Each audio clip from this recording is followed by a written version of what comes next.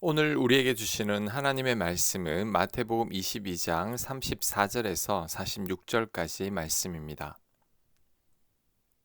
34절 예수께서 사두개인들로 대답할 수 없게 하셨다함을 바리새인들이 듣고 모였는데 그 중에 한 율법사가 예수를 시험하여 묻되 선생님 율법 중에서 어느 계명이 크니이까 예수께서 이르시되 네 마음을 다하고 목숨을 다하고 뜻을 다하여 주 너희 하나님을 사랑하라 하였으니 이것이 크고 첫째 되는 계명이요 둘째도 그와 같으니 내 이웃을 내 자신같이 사랑하라 하셨으니 이 두 계명이 온 율법과 선지자의 강령이니라. 아멘.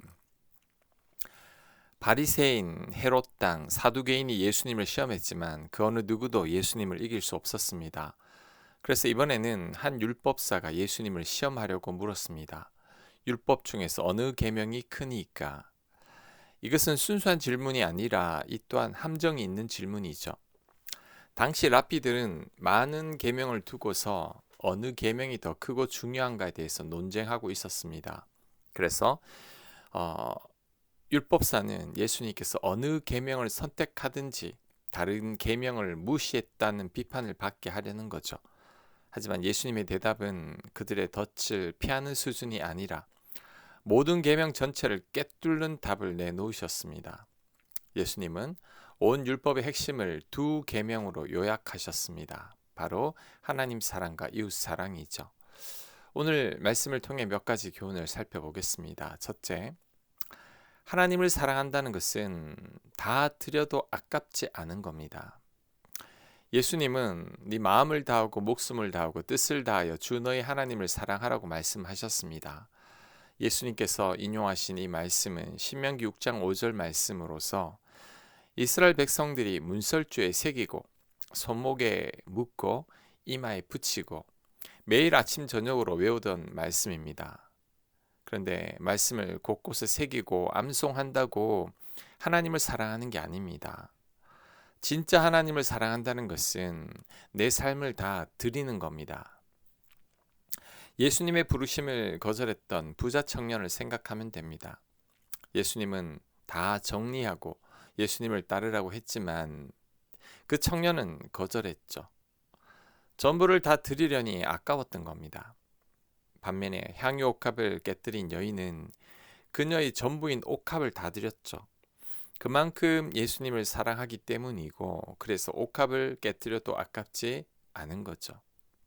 특히 우리의 마음은 우리의 감정이고 목숨은 우리의 생명이며 뜻은 우리의 생각과 의지입니다. 이 세 가지는 우리의 전부라고 할 수 있습니다.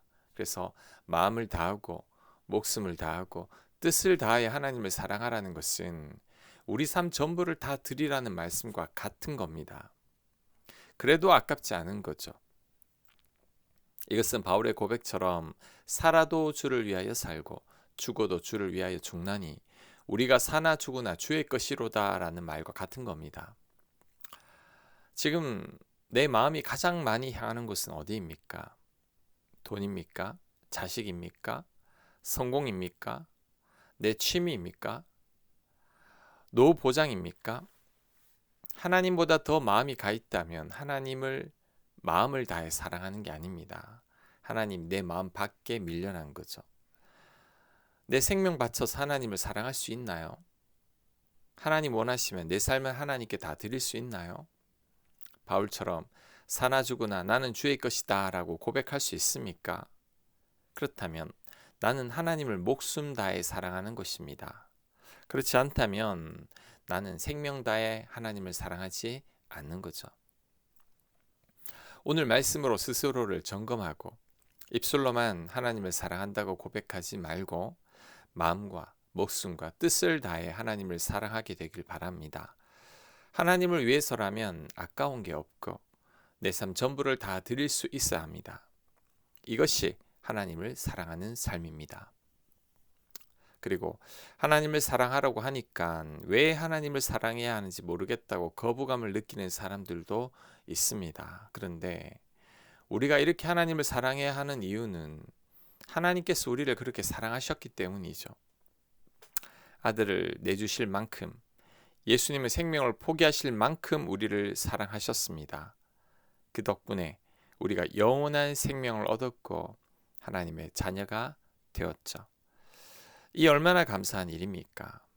그러니 하나님을 사랑하는 게 이상한 게 아니라 마땅한 겁니다. 오늘 본문이 주는 두 번째 교훈은 하나님을 사랑하면 이웃도 사랑해야 한다는 겁니다. 자, 예수님은 둘째도 그와 같으니라고 말씀했습니다. 이 말씀이 바로 핵심이죠. 첫째 계명과 둘째 계명은 별개의 두 항목이 아니라 같은 뿌리에서 나온다는 뜻입니다. 하나님을 사랑하는 사람은 이웃을 사랑하게 되어 있습니다. 하나님을 사랑한다고 하면서 이웃을 외면한다면 그것은 아직 하나님을 온전히 사랑하지 않는다는 증거죠. 나무를 생각해 보면 됩니다. 뿌리가 살아있는 나무는 반드시 가지를 뻗고 열매를 맺습니다. 뿌리는 깊은데 가지가 마르고 열매가 전혀 없다면 그 뿌리는 이미 죽어 있는 거죠. 마찬가지로 하나님을 진정으로 사랑한다면 이웃 사랑은 억지로 만들어내는 것이 아니라 자연스럽게 맺히는 결과입니다.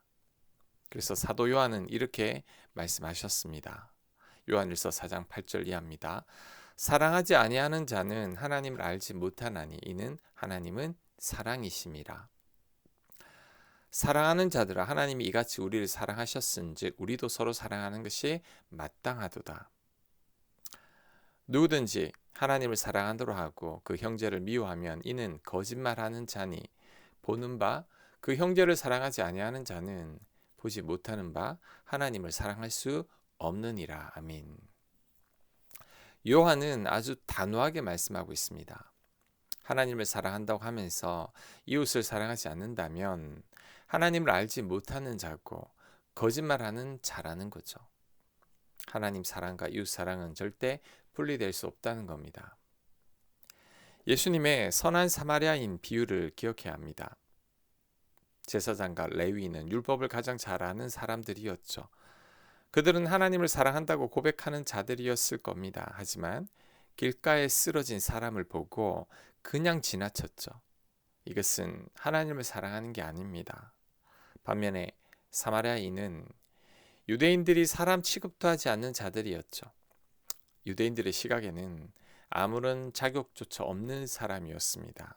하지만 그는 공경에 찬 이웃을 외면하지 않았죠. 이런 삶은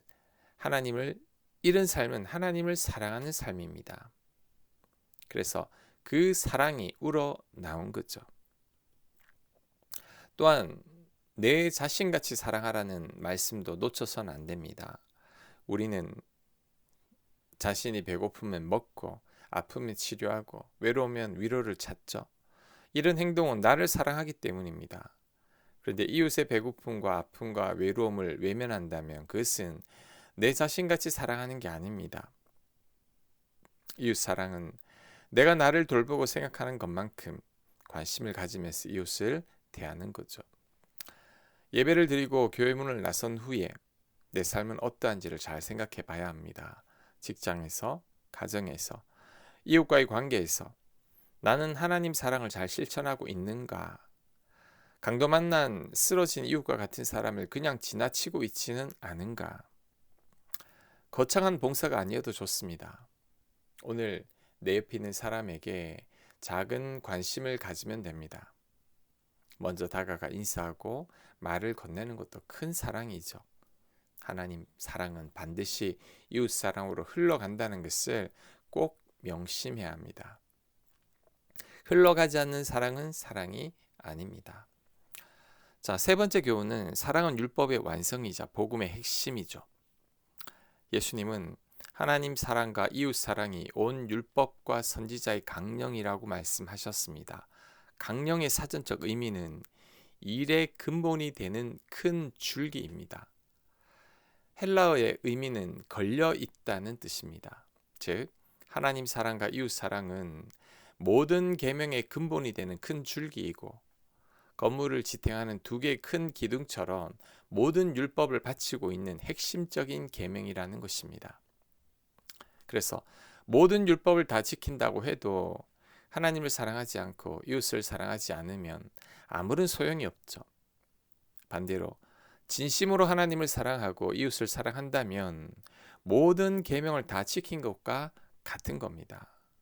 더 쉽게 예를 들면 주일 성수를 철저히 하고 모든 공예배를 빠지지 않고 온전한 11조를 드리고 교회 봉사도 남들보다 더 하고 기도와 말씀도 게을리하지 않는다고 할지라도 사랑이 실패하면 아무것도 아닙니다. 단지 울리는 꽹과리가 될 뿐이죠. 하나님 뜻대로 산다는 것은 사랑하는 겁니다. 하나님의 계명대로 산다는 것도 사랑하는 거죠. 사랑에 실패하면 다 실패한 것이고 다 실패해도 사랑에 실패하지 않으면 성공한 겁니다. 모든 율법을 완성한 거죠. 하나님께서 우리를 이 땅에 살게 하신 이유가 뭘까요? 우리가 사랑하는 법을 배우게 하기 위함입니다. 이 땅에서 예수님을 통해 하나님의 사랑을 알게 되고 그래서 우리도 하나님을 사랑하고 내 이웃을 사랑하게 되는 것이 하나님의 뜻입니다. 그러니 우리는 하나님을 많이 사랑하고 내 곁의 사람들도 많이 사랑해야 합니다. 그것이 우리가 이 땅에 사는 이유입니다. 아멘. 하나님께서 우리를 사랑하신 것처럼 우리도 하나님을 사랑하게 하시고 하나님의 놀라운 사랑을 알았으니 내 이웃을 내 몸처럼 사랑할 수 있는 저희가 되게 하여 주시옵소서. 예수님 이름으로 기도합니다. 아멘.